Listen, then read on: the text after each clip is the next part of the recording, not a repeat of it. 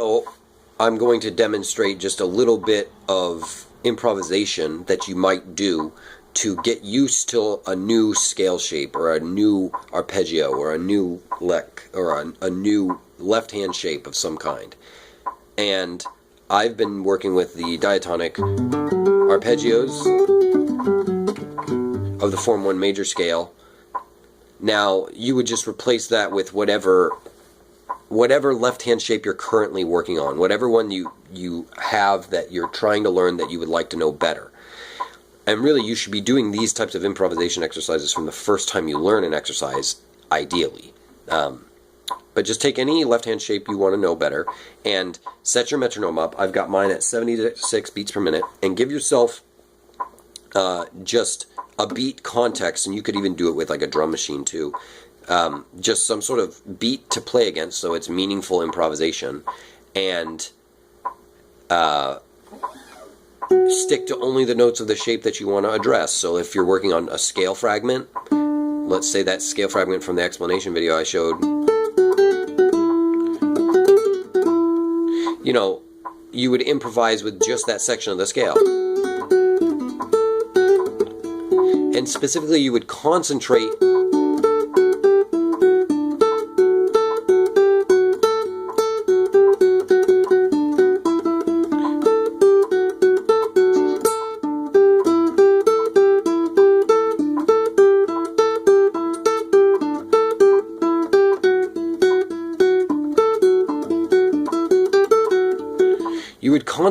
on finding differing orderings of the elements. How many of the orderings, how many of the permutation group for those elements can you address?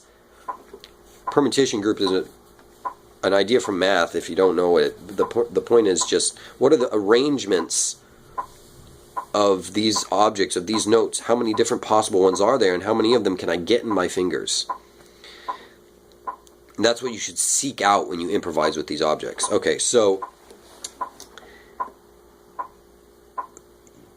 to start with, we're going to start with just one shape. So we're just going to stick with the 5 chord.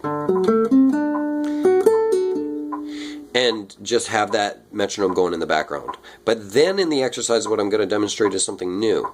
I'll demonstrate transferring between 2 left-hand shapes that we want to learn. And so not only using the technique of improvisation to practice the predictive knowledge of the hand within a particular shape, but transferring between, there's this left hand shape which is a distinct object, to this shape which is a distinct object, to this shape which is a distinct object, etc. So practicing the organization between transferring between hand shapes, and also practicing the predictive knowledge of the hand within a particular left hand shape. And when we alternate, we'll go 2 bars of the 5 chord, 2 bars of the 1 chord, 2 bars of the 5 chord, 2 bars of the 1 chord, etc. over and over again. And that way we'll practice transferring between one of the most common things you'll ever have to improvise over is the 5 going to the 1.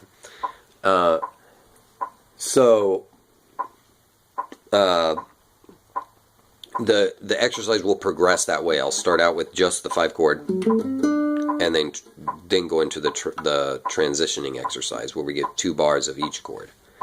I think that was all I was going to say. Yeah, here we go.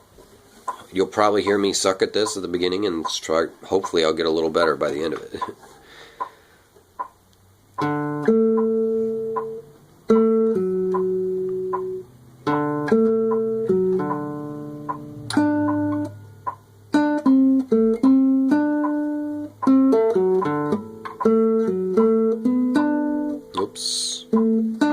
Again, it's hard to restrict yourself. That's part of the concentration, is restricting yourself to just the notes in the chord. Especially if you have improvised a lot before, the instinct is to always actually play things that aren't there in the actual object. So it's practicing restricting your improvisational sub-vocabulary. Get below the root if you can, on the low end of the arpeggio. Practice that. Especially the 5 chord, it's probably going to be the case that you're playing with the root on the 5th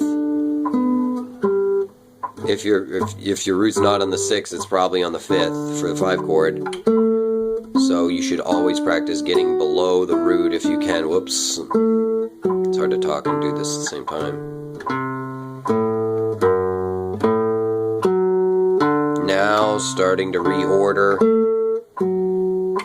Whoops, not in the scale or the arpeggio.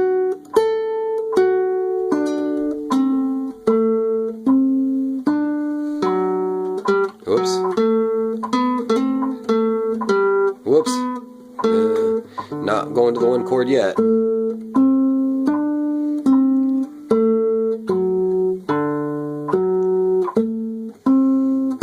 It takes so much concentration just to do this. And it's not, you should not underestimate how hard something just like this is when you go to learn.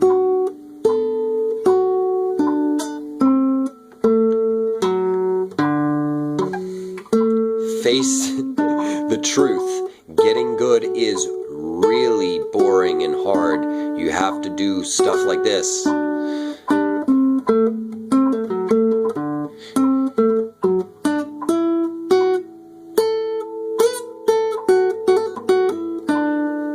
Whoops, not in the scale. That E isn't.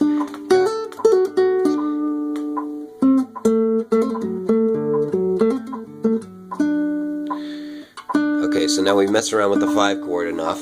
Now let's practice transferring 2 bars of the 5, going to 2 bars of the 1. This is harder. You have to, it's principally a time awareness exercise too. Being able to count 2 bars in the background when you're improvising. It's a natural feeling, 2 bars, but you've got to be able to recognize that even without clues from the players around you, because you don't know what they're going to be giving you in terms of beat. Here we go. 1, 2, 5 chord first.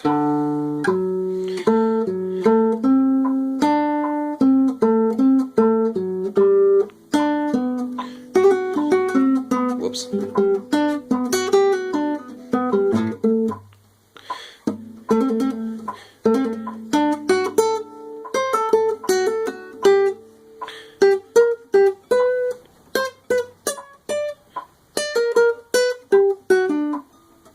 Whoops. I don't know what I was doing there.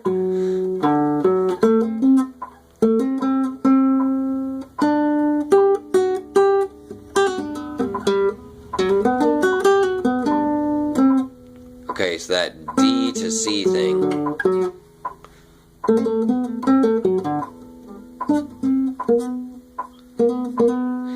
B to C is nice. The scale degree 4 to 3 down to 1.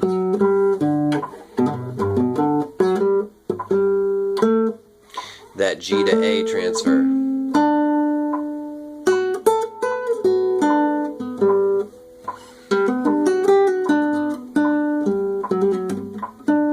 Okay, I'm sort of in a weird improvisational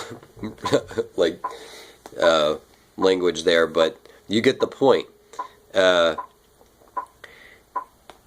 Forcing myself to improvise with these objects is familiarizing myself with the total thing.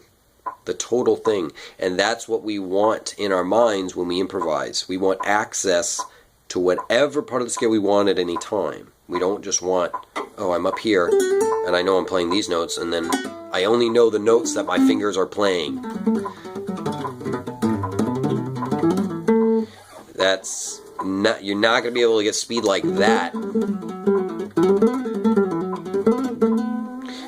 without that predictive power, because your pinky needs to know that it's got to be arched for that transfer. You can't do it again. This is that example before. If my pinky's closed off, I can't even... I guess that's an unfair example because your pinky's already here to get this. But if I was doing like something like...